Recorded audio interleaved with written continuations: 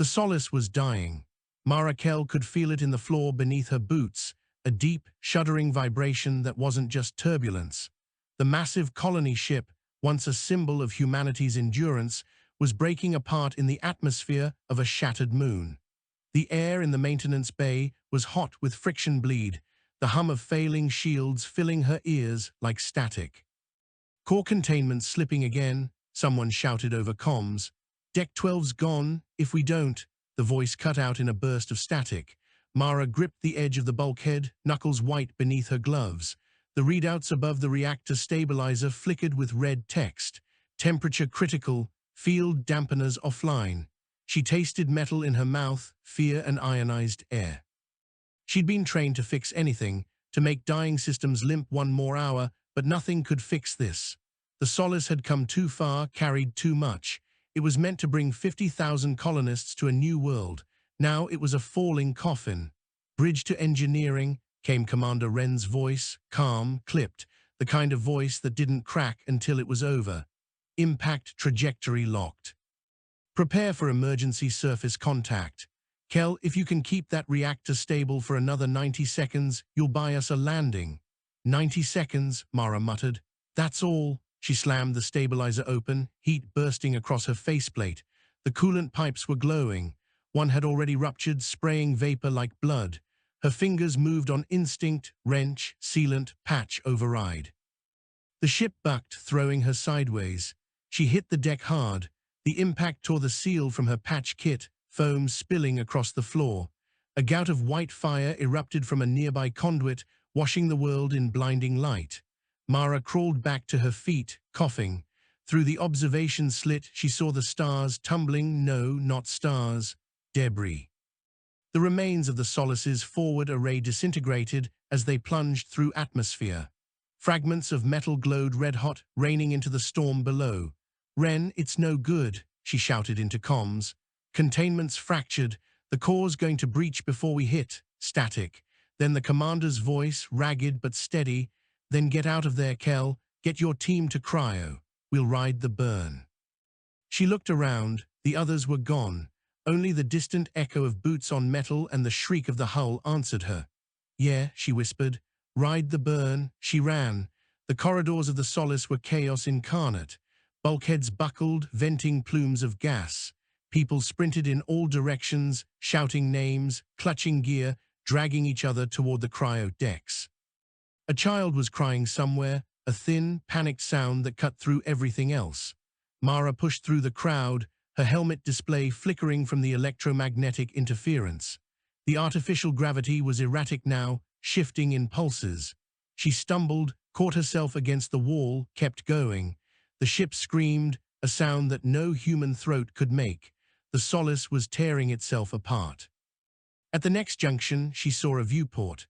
Beyond it, the surface of Lunara was visible for the first time, a bruised, fractured moon, half its crust torn away, glimmering with veins of molten light. The planet it orbited was vast and dying, a gas giant with storms like continents. The view was terrible and beautiful all at once. Ground looks like hell, she muttered. She almost didn't hear the voice behind her. Better than the alternative. It was Jace Holland, one of the reactor techs, face streaked with soot.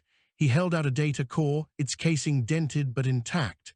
Command sent this. Navigation logs, colony specs, everything we've got left. You're the only one who can wire it into the ground systems once we land. If we land, Mara said. When? She took it and tucked it into her suit pouch. Go, get to cryo. What about you? She hesitated, feeling the vibration rising again through the floor, deep, rhythmic, like the heartbeat of a dying god. I'll follow. He didn't argue, he just nodded and ran. She watched him vanish around the corner, then turned toward the aft maintenance ladder. There was one thing she still had to do. The ship jolted again, harder this time. A hull breach warning flared on her visor. She climbed. Every rung burned her gloves, the metal so hot it hissed when she touched it. The emergency lights strobed red. As she reached the top of the shaft, the world exploded. The deck buckled, a shockwave flinging her backward. She crashed into the wall, air ripped from her lungs. Through the chaos of fire and smoke, she saw the reactor chamber split open like a cracked heart. For a moment, everything was light, and then there was only falling. Mara woke to silence, no, to something worse than silence, the kind of stillness that followed catastrophe. Her visor was cracked, her oxygen warning flashing a dull orange. The air was thin, metallic. She coughed, rolled onto her side, and the movement sent pain knifing up her ribs. Everything hurt. Her suit's diagnostic showed a dozen minor fractures, a dislocated shoulder, and radiation exposure well beyond safe limits. She blinked hard, forcing her vision to focus. She was lying amid wreckage. The maintenance deck was gone, replaced by a chaotic landscape of torn alloy, twisted beams, and smoking debris. A faint, eerie glow pulsed through cracks in the ground beneath her. The ship had come down on Lunara, or rather, into it. Above her, the sky was a split canvas of night and fire. The broken moon's orbit had torn chunks of itself apart, and a field of debris hung like a shattered halo. Fragments of the Solace burned through the thin atmosphere, streaking orange across the horizon. Mara forced herself to sit up. Her helmet display flickered, caught one signal, faint, distant, survivors. She pressed a trembling hand to the side of her helmet. Kel, Systems Engineering, anyone receiving this? Static answered. Then, faintly, this is Ren, reading you, Kel, you're alive. Barely, she rasped. Status, multiple impact zones. We've got clusters of survivors in Deck 13's aft hull. Oxygen's low, power cells unstable. We need an engineer. Mara looked around at the devastation. The idea of standing, much less walking, felt impossible, but she'd survived worse. The human race had survived worse. On my way, she said. It took hours. Her exosuit's servos were half dead, so she had to climb and crawl through the wreckage manually, hauling herself over jagged edges and shattered corridors. Sometimes she saw movement, a hand reaching from the debris, a faint light flickering in a broken visor. She stopped when she could, pulled people free when it was possible, marked the rest for recovery that might never come. By the time she reached the aft section, her muscles were shaking. A makeshift camp had formed inside what had once been the cryo wing. Heat lamps flickered on jury-rigged power, and the air smelled of ozone and burnt plastic. A dozen survivors huddled there, medics, technicians, a few security personnel. Commander Ren was there too, his uniform scorched, arm in a sling. When he saw her, his expression softened for the first time in days. I told them you'd make it. I don't die easy, she said, dropping the salvaged data core onto the table. Navigation logs are intact. Environmental data too. Ren exhaled. Good, we'll need both. He nodded toward the far wall, where a section of the ship had been cut open to reveal the outside. Take a look. Mara walked closer. The view stopped her breath. Beyond the torn hull stretched a plain of dark glass, melted regolith, still faintly glowing where the heat of impact lingered. Strange ridges cut across the land in geometric lines, not natural, almost architectural. And in the far distance, where the horizon met the dim glow of the gas giant, she could see faint lights, clusters, like the outline of structures. Are those buildings? She asked. We're not sure, Ren said. Scans are incomplete, but there's something down there, and if we're going to survive, we'll need to find shelter. Mara frowned. What about orbit debris? The sky's still falling out there. He nodded grimly, hence the name. He tapped the hull above. We're beneath what's left of Lunara's orbit line. The debris field drifts overhead every few hours. We can't stay exposed. She studied the glowing lines outside again. Then we go underground. Ren raised an eyebrow. You think there are tunnels? There are always tunnels. You just have to find the right cracks. He smiled faintly. You sound like a miner. I was raised in Ceres Station, she said. We learn to dig or we die. The first survey team left at dawn, if the dim reddish light that passed for dawn on Lunara could be called that. The air was barely breathable, so they wore suits, moving in silence across the dark plain. The glass beneath their boots crunched faintly, leaving tracks that shimmered with static discharge. Mara carried a field scanner salvaged from the wreck. Its readings were erratic, magnetic interference, deep irregularities underground. She adjusted the frequency and caught a resonance pattern, rhythmic and artificial. There, she said, pointing toward a jagged ridge. Something hollow. The others followed her lead. As they approached, the ground shifted from smooth glass to a lattice of cracked hexagonal plates. In the center, a fissure opened wide, exhaling a faint mist. Mara knelt at the edge and lowered her scanner. The data stream danced across her display, hollow structure beneath, extending deep. Not a cave, not natural. Wren's voice crackled in her ear. "What do you see?" "A shaft," she said. "Probably man-made, or whatever counts as man around here. Any sign of radiation or active power? Minimal. Whatever built this has been dead a long time." Wren paused. "Then we make it our new home." By nightfall, the camp had moved closer to the fissure. Mara supervised the descent team, rigging pulleys from scavenged parts. The shaft walls were smooth and lined with a metallic mineral that shimmered faintly in their headlamps. Halfway down, she felt her boots brush solid ground. The space below opened into a vast chamber, and what she saw there made her forget to breathe. The walls glowed faintly, covered in intricate carvings that pulsed with a soft blue light. Broken machines lay scattered across the floor, angular, unfamiliar, but unmistakably technological. It looked like an underground city, long dead but somehow intact. "Wren," she whispered, "you need to see this." He descended moments later, his light cutting across the chamber. By all the stars, Mara crouched beside a structure that looked like a console. Dust covered its surface, but when she brushed it away, faint symbols lit up. The language was alien, curves and lines that seemed almost alive, shifting subtly when she looked at them too long. "It's still powered," she said, astonished. Wren turned to her.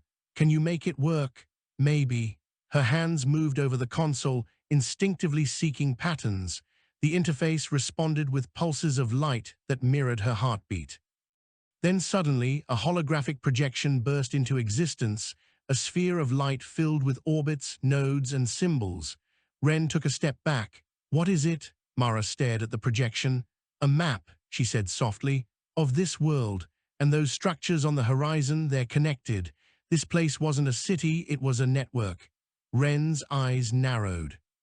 "You think it's safe?" "Safe," she said, almost laughing. "Nothing about this is safe, but it might keep us alive." He looked around the chamber again, at the walls and the strange machines. "Then we start digging in, humanity's first colony under a broken orbit." Mara smiled faintly beneath her cracked visor. "Beneath it," she said, "seems fitting." Over the next few days, the survivors worked tirelessly to fortify their new home. They called the site Haven 1. Mara oversaw the integration of human systems with alien power conduits. The work was delicate and dangerous. The energies running through the structures didn't obey known physics, and the wrong connection could vaporize a man. But she learned fast. Humanity always did. One evening, as she calibrated a power node, she felt the floor tremble faintly. The vibration wasn't seismic. It was rhythmic, mechanical, like footsteps. She froze. "Wren, are you moving heavy equipment?" "Negative," came the reply. "Why?" "Because something else is." The tremor grew stronger, moving closer. Then, from the far end of the chamber, one of the alien consoles flared to life. Blue light cascaded down the walls, illuminating shapes in the distance, tall, angular figures half buried in the rubble, machines, but not dead. Mara took a step back as the nearest one stirred. Its limbs unfolded with eerie grace, eyes burning with pale light. It turned its head toward her and made a sound, a low harmonic pulse that resonated in her bones. "Wren," she whispered, voice tight. "We're not alone down here." The machine moved again, slower now, as if assessing. Then it raised an arm, and the walls around it flickered with patterns, sequences of light that might have been language. Mara swallowed hard. "I think it's trying to communicate." Wren's voice came through, urgent. "Get out of there, Kel. We're not ready for another unknown." But she didn't move. She looked into the machine's shifting eyes, and for a strange moment felt something like recognition. Maybe it wasn't hostility. Maybe it was memory. She raised her hands slowly, palm outward. The machine mirrored her motion. And in that instant, as light flared between them, she understood one thing with absolute certainty. Lunara wasn't just a world that had died. It was waiting to wake. The machine had been still for hours.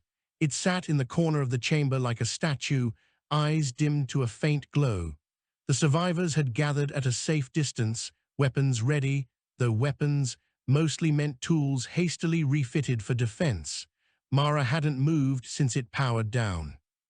She sat cross-legged on the cold floor, helmet off now that the air scrubbers were working, staring at the alien device between them. Its surface shimmered faintly as though responding to her presence. Ren approached quietly. "You've been here all night." She didn't look up. "It's alive. Is it dangerous?" "Everything down here is dangerous, but this one, it could be different."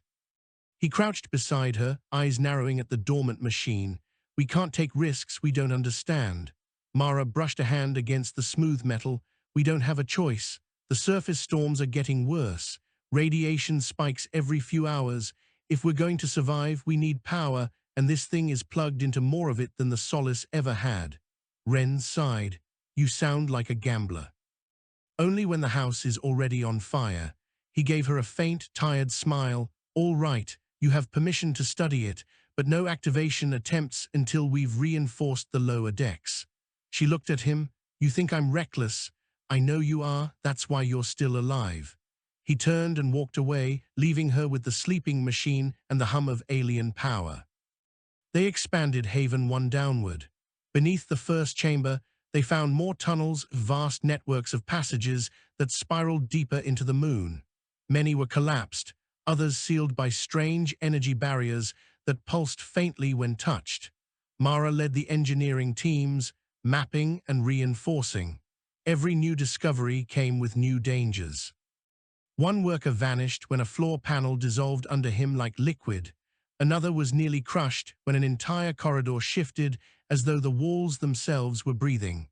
But the deeper they went, the more human the structures seemed. Doorways at human scale, handholds shaped for fingers, consoles arranged at standing height. Ren noticed it too, almost like it was built for us. "Or by something that thought like us," Mara said. The idea unsettled everyone. The colonists began whispering theories that the ancients who built Lunara were human, that the Solace hadn't found a new world but a forgotten one. Ren forbade speculation, but rumor spread faster than orders. 3 days after the descent began, the dormant machines stirred again. Mara was running diagnostics on a power conduit when the lights in the chamber flickered. A deep tone reverberated through the walls, low, musical, like a note struck on an invisible instrument. Then the machine's eyes flared bright blue. Mara froze, scanner still in hand. "Easy," she whispered. The machine unfolded slowly, standing to its full height. It was taller than any human, narrow-limbed but graceful. The blue glow traced patterns along its arms, not random, but symbols, the same ones carved into the walls. "Mara to command," she said into her comm. "It's awake." Ren's voice came through at once. "Do not engage, hold your position." She took a slow breath. "It's not hostile." The machine turned its head toward her. The same harmonic pulse filled the air, softer this time, almost like speech. "I think it's trying again," she said. "Ren, trying what?" "Communication." She held up her scanner. The device immediately began picking up bursts of electromagnetic signals, rhythmic, patterned. The machine was transmitting. Mara routed the feed to her translator suite, though it wasn't built for alien syntax. Symbols filled her display, geometric, recursive, endlessly looping. It wasn't language in the conventional sense, it was code. She looked up at the machine. "You're a system node, aren't you? A maintenance unit." It tilted its head, light flickering once. "Affirmation." She grinned. "All right then, let's see what you remember." Hours passed. The colonists avoided the chamber now, unnerved by the sight of the alien construct standing motionless beside her like a sentinel. Mara worked tirelessly, translating fragments of data from the machine's transmissions. The language was complex but structured, built on mathematical relationships. She managed to decode fragments, system logs, coordinates, power routing maps. The words that emerged from the data were chillingly simple: core integrity, failing; orbital stabilizers, offline; preservation directive, active; primary custodian units, terminated; Secondary protocol, await successor species. She stared at the last line for a long time, await successor species. When Ren arrived later, she showed him the translation. He read it twice. You're saying this world was a machine? Partially, she said. A synthetic biological construct designed to maintain orbit around that gas giant. Something went wrong, maybe a war, maybe entropy, but the system stayed active, waiting for someone to take control. And it thinks that's us? It doesn't think. It follows parameters. But yes, Ren rubbed a hand across his face. So this machine, it sees us as successors, caretakers, she corrected. We might be the first beings to breathe in its ruins since the creators died. He looked up at the glowing lines that still traced along the walls. Then maybe that's why we're here. Mara frowned. You sound almost religious. He gave a weary smile. You work with metal and circuits long enough, you start to think everything mechanical has a soul. That night, Mara couldn't sleep. The hum of the alien systems vibrated faintly through the base like a heartbeat. She wandered back to the chamber, drawn by curiosity and something deeper, a need to understand. The machine stood where she'd left it, silent, its blue light pulsing slowly. I know you can hear me, she said softly. You said await successor species. Why, what happened here? For a moment, nothing. Then faintly her scanner flickered to life, projecting new symbols. She frowned, adjusting the display. The patterns resolved into images, star maps, planetary systems, and finally, a depiction of Lunara itself. She saw the moon hole, unbroken green continents, oceans, lighted cities. Then cataclysm, explosions in orbit, the surface cracking, firestorms sweeping across the globe. When the image faded, one symbol remained, a spiral, identical to the one carved on the central console. Mara whispered, "You destroyed yourselves." The machine's eyes dimmed. A sound followed, low, mournful. And for the first time, Mara realized what she was seeing wasn't just a machine carrying out a function. It was morning. The next morning, the colony was alive with motion. Teams were hauling salvage from the Solace's wrecks, establishing oxygen recyclers and water filters, stitching together a life from the remnants of their fall. Yet beneath the surface, a different kind of work had begun, the exploration of the tunnels. Ren had assembled a team of 5 for the deep survey. Mara, of course, was at the center of it, her curiosity burning hotter than her fear. They brought light sources, mapping drones, and improvised pulse rifles, security's contribution to peace of mind. The descent began through the fissure at the edge of Haven 1, where the air thickened and gravity grew erratic. The tunnels below were unlike anything they'd seen, walls smooth as glass, ribbed with veins of luminous mineral that pulsed faintly, almost as if the world breathed through them. At every junction, Mara marked their path with a beacon. "If we get lost down here," she said, "no one's coming to find us." The team moved cautiously, their lights cutting through drifting mist. Once they passed a massive circular door 10 meters tall, carved with the same spiral motif. It looked fused shut, though a faint hum emanated from within. Ren paused, studying it. Could that lead deeper? Mara ran her scanner across the surface. The readings spiked wildly. Whatever's behind it is still powered, but I wouldn't open it until we know what's keeping it closed. He nodded. Mark it for later. They pressed on. After an hour, the tunnel opened into a vast atrium, a hollow world within the moon. The ceiling vanished into darkness, faintly lit by bioluminescent growths like alien moss.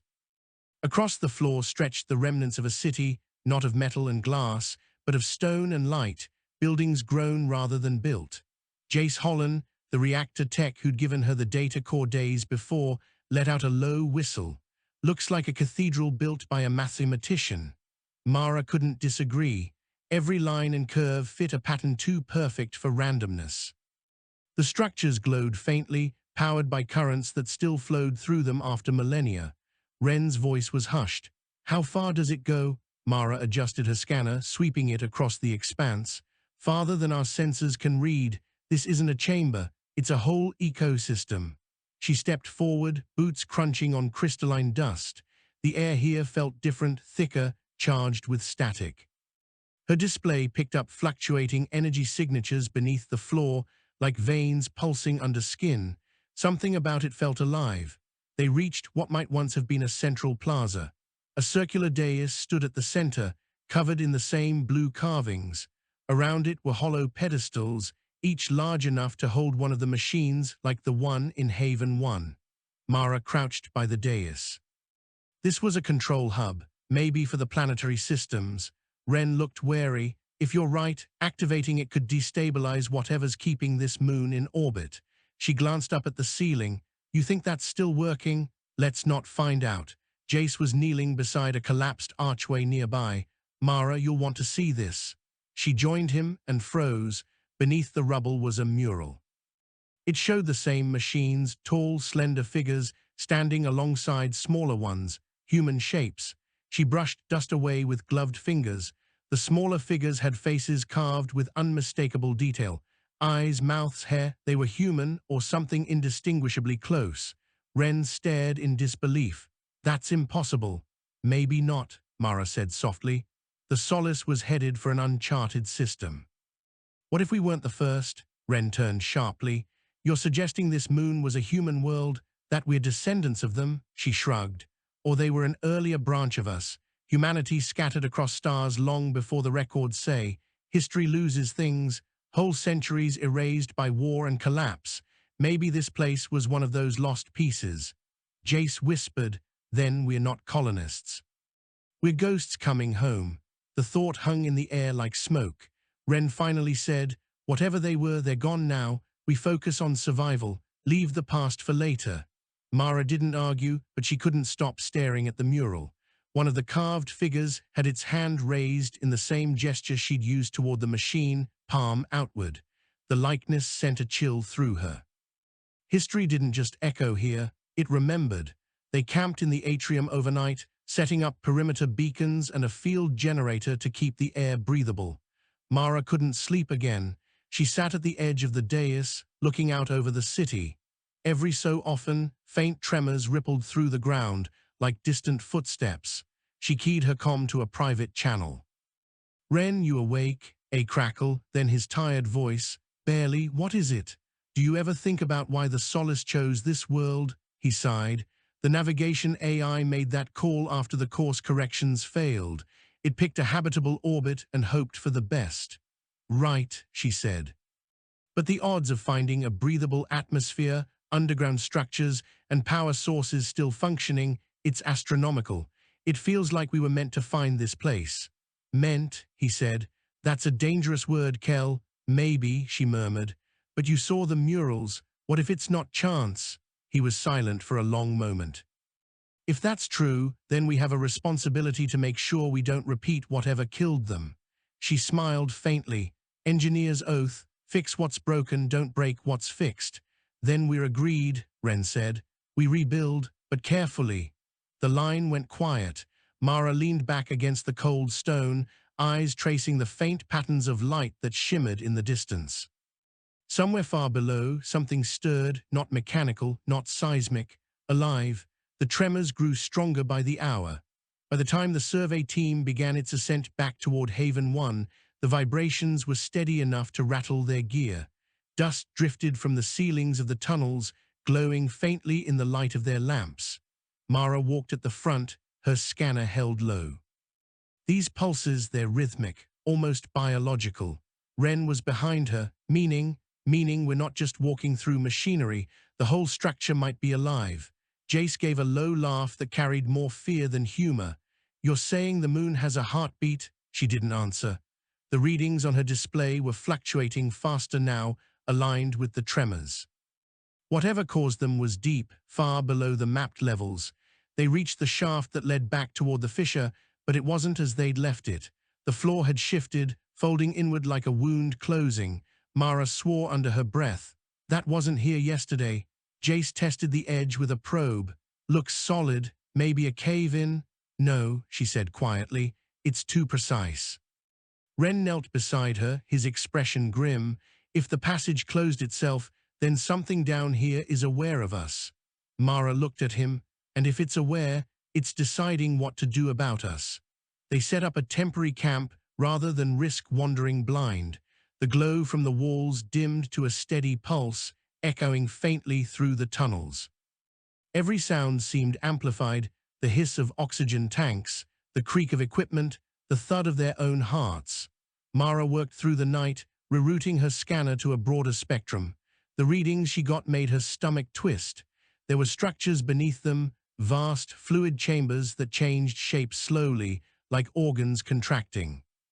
Energy flowed through them in complex patterns, forming a network that resembled a nervous system. Lunara wasn't dead.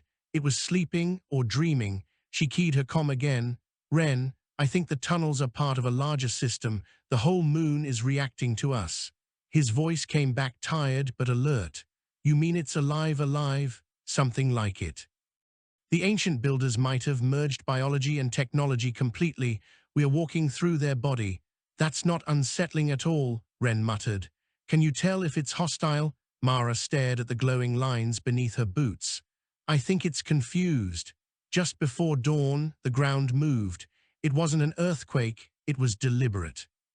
The floor rippled like liquid glass, and a section near the far wall folded open. The team jumped back, weapons raised.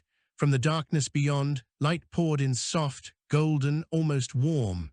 Ren called out, "Everyone hold position." Mara ignored him and stepped forward, drawn by the light. It wasn't blinding, just inviting. The air that drifted from the opening was fresh, carrying a faint scent of ozone and something floral. Inside, the tunnel curved downward into a chamber unlike any they'd seen, a cathedral of light. The walls shimmered with flowing patterns, and at the center hovered a column of translucent material pulsing with slow waves of energy. She whispered, "A power core." Ren came up beside her, eyes wide. "Or a heart." They approached cautiously. The energy field responded to their presence, flickers of color chasing across its surface. Mara lifted her hand and felt a faint warmth through her glove. When she touched it, the world changed. Her vision flooded with images not seen but felt. A world alive and vibrant, oceans, skies filled with cities that floated in sunlight. Then fire, collapse, silence. And through it all, a single repeating signal resonating through her mind like a whisper, "Rebuild." She gasped, staggering back. Ren caught her before she fell.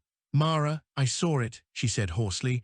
"The world before it broke, they wanted someone to fix it." He frowned. "They, the ones who built this, the ones who died, they left the system running, waiting for us." Ren's face was unreadable. "Then maybe this is the real colonization, not claiming a world, inheriting one." Before Mara could answer, the energy pulse intensified. The tremors returned, stronger, rhythmic again. Her scanner flared with warnings. Jace shouted, "Something's moving down there." The floor below the chamber rippled. Cracks opened, releasing bursts of steam. And then, from the depths, enormous shapes began to rise, mechanical forms, like the one in Haven 1 but larger, their bodies fused into the structure itself. Their eyes burned with pale blue fire. Ren raised his weapon. "Back, everyone back." But the machines didn't attack. They spread out around the glowing core, forming a circle, their motions synchronized. The tremors steadied. The air vibrated with sound, a deep, harmonic tone that resonated through bone and metal alike. Mara's visor filled with symbols, the same spiral pattern repeating again and again. She whispered, "It's a signal. They're stabilizing the core." Ren shouted over the rising noise, "Can we shut it down?" "No," she yelled. "They're repairing it." "We are part of the process now." The light built to a crescendo, flooding the chamber in blue-white brilliance. Then, as suddenly as it began, it stopped. The machines froze, light fading from their eyes. The tremors ceased. Ren lowered his rifle slowly. "What did they do?" Mara checked her readings. Her scanner showed new data, stable atmospheric pressure, decreasing radiation, oxygen levels improving. "They fixed the environment," she said in awe. "They're rebuilding the biosphere from below." Ren exhaled shakily. "So they're not our enemies." "No," she said, watching the silent machines. "They're our ancestors' legacy, and they've just accepted us as part of the system." When they finally returned to Haven 1, the colonists gathered to meet them. Mara reported everything, the core, the machines, the connection between human presence and the world's awakening. Some were terrified, others wept with relief. Ren ended the debriefing with quiet resolve. From this day forward, we are not refugees, we are stewards. Lunara is our home, and we'll rebuild it together. That night, as the colony lights dimmed, Mara stood outside the main chamber. Above, through cracks in the rock, she could see fragments of the broken orbit glinting like scattered glass. The moon was no longer silent. The faint pulse beneath her feet told her the truth. Lunara was alive, and it was listening. She smiled to herself, exhaustion and wonder mingling in her chest. "Welcome back," she whispered. The wind never stopped on Lunara. It screamed across the glass plains above Haven 1, carrying fine shards of debris that slashed the colonists' suits whenever they ventured out. Mara Kell stood at the edge of the fissure, staring at the horizon, scanning the sky with a mix of calculation and unease. The orbit was stabilizing, but not entirely. The remaining debris field still circled the gas giant, and every hour another fragment fell, sometimes small enough to crack a suit visor, sometimes massive enough to level a portion of the fragile surface camp. Ren approached silently, hands tucked into his sleeves. "You're thinking too much." Mara didn't turn. "There's nothing to stop me." "The last time you thought too much, the reactor almost fried half the colony," he said, but there was no real accusation in his voice, just the tired edge of command. She finally glanced at him, grim. "That wasn't my fault. The systems were unstable. You said it yourself, Lunara isn't dead, it's alive, and it reacts." He shook his head. "Then we adapt, that's all we can do." Mara let the silence stretch. That was the truth, in the simplest form: adapt or die. The colony had grown in the days since the hollow world had been discovered. Makeshift greenhouses thrived in the tunnels, irrigated with water extracted from mineral veins. Generators scavenged from the solace hummed alongside alien power nodes.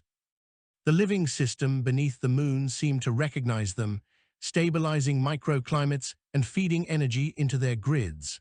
Mara spent her time mapping these interactions, tracing conduits of power beneath the surface. The machines in the chambers below responded to her presence, unfolding pathways or activating dormant conduits when she approached.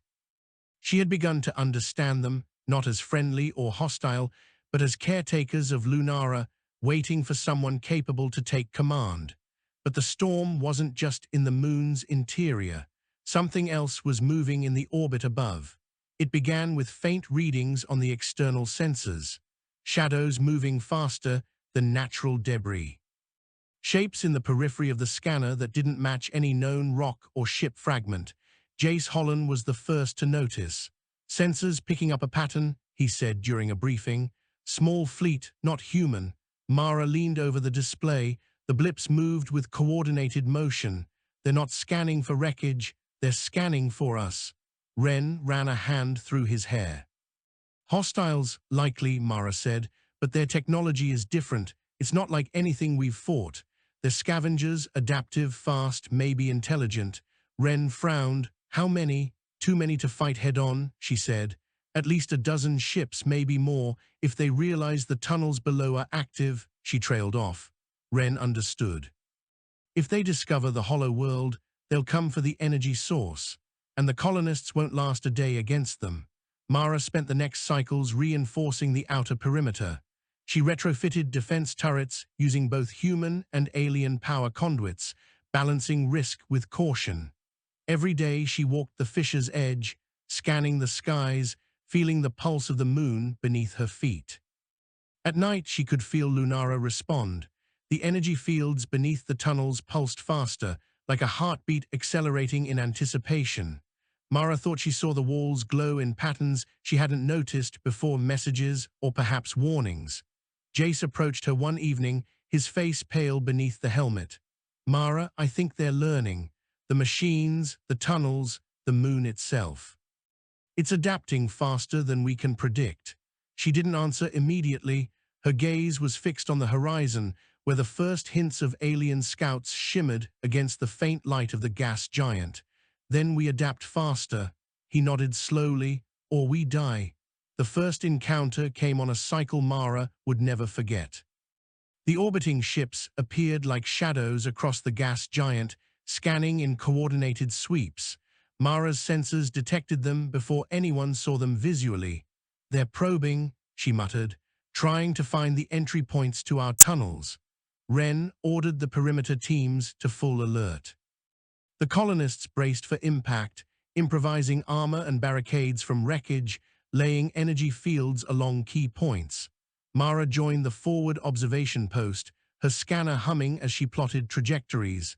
She noticed something strange. The orbital ships weren't just scanning for life or structures.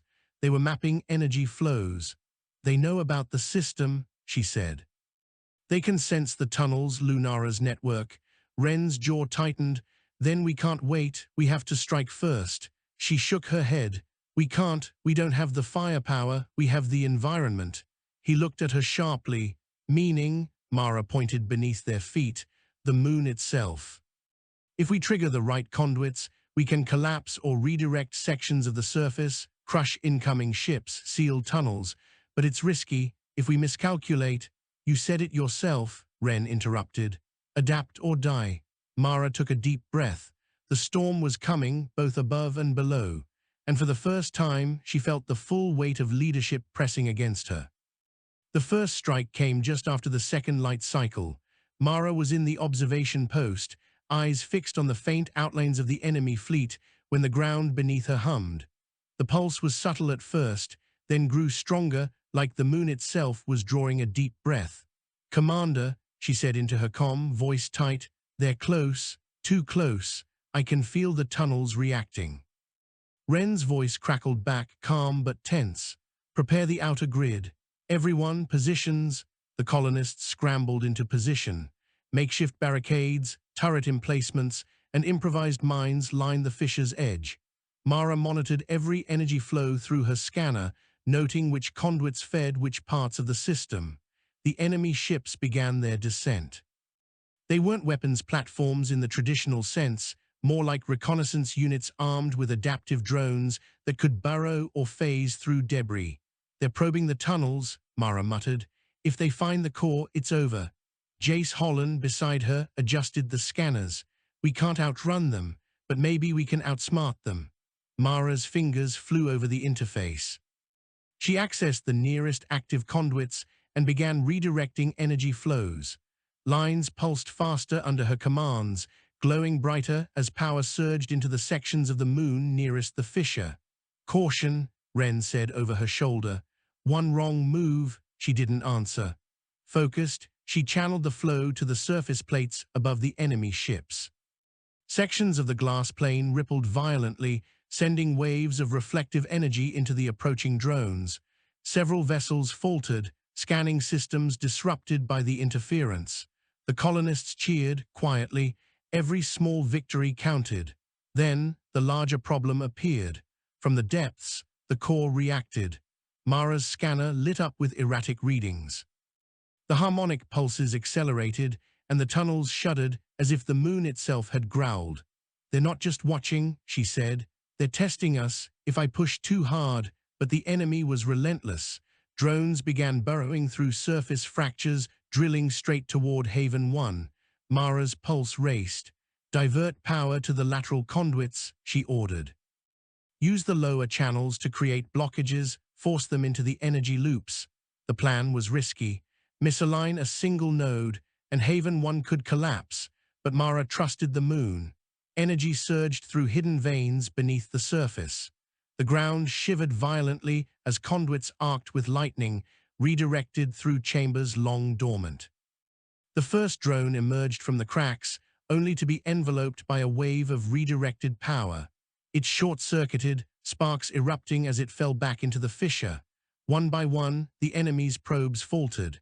Mara adjusted continuously, following each energy surge like a dancer reading her partner's next move. Jace laughed, incredulous. "You're talking to the moon and it listens." Mara didn't respond. She felt the pulse in her chest, the resonance of Lunara itself syncing with her commands. The battle lasted hours. Every time a drone fell, Mara could see the pulse of the moon shift, the tunnels contracting, energy rerouting, new pathways opening as though the world were learning from the fight. Above, the alien ships hesitated. They'd expected a weak colony, unprepared for a moon that acted as a weapon. But they adapted quickly, scanning for vulnerabilities, probing for unshielded sections. Wren barked orders, guiding teams to seal breaches, reinforce barriers, and evacuate non-combatants. The colonists moved with purpose, instinct honed from survival, their ingenuity turning salvaged parts into deadly improvisations. Mara focused on the core beneath. She fed it data from the scanners, directing energy flows, nudging the moon's systems to collapse tunnels behind the enemy while keeping Haven 1 safe. She could feel exhaustion in her limbs. Her hands shook, but she didn't stop. She couldn't. Every pulse she sent, every conduit she activated, every fragment of alien technology she coaxed into action was a testament to humanity's stubbornness, the spark that refused to die. By the final light cycle of the engagement, the alien fleet had been forced back into orbit. The drones that survived floated, disabled above the plains, caught in energy loops. The larger ships retreated, scanning intermittently but never again descending. Mara collapsed onto the floor of the observation post, helmet off, sweat stinging her eyes. Her scanner was fried in several channels, but the readings that remained were stable. The moon was quiet. For now, Wren crouched beside her, one hand on her shoulder. "You did it." Lunara listened. She shook her head weakly. "We didn't do it alone. The moon, it fought with us." He nodded. "All the more reason to respect it. We are stewards now, not conquerors." She let out a slow breath. Outside, the Fisher and the planes were silent, the first sign of calm since they'd landed. For Mara, the storm wasn't over. The alien scouts were still out there, and the deeper tunnels held secrets she had yet to uncover.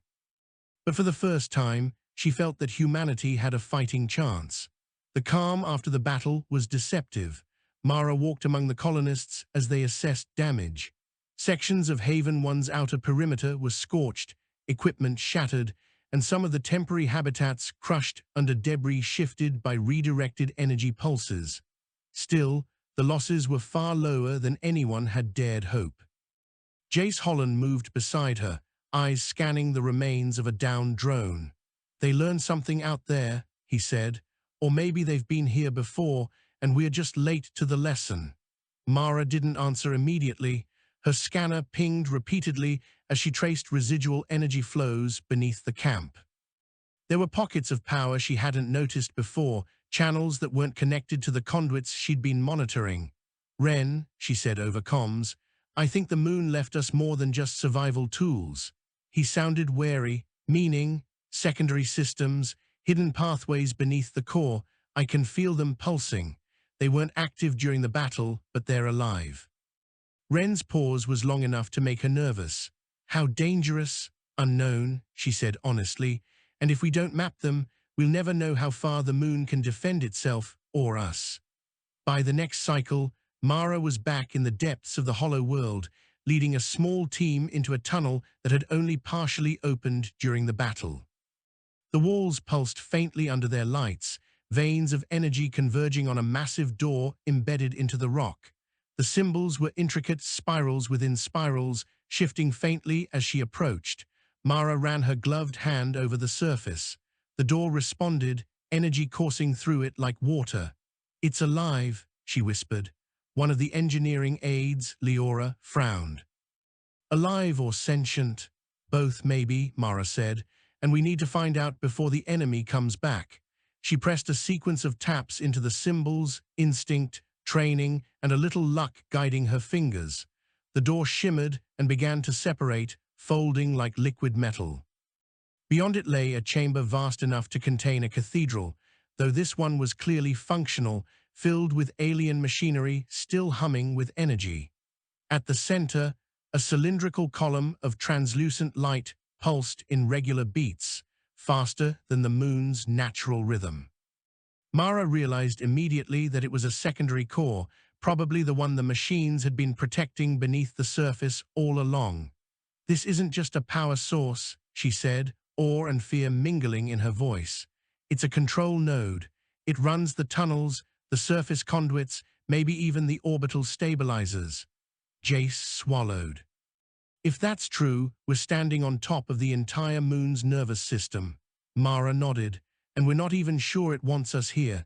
It tolerated us in the outer chambers, but it's different.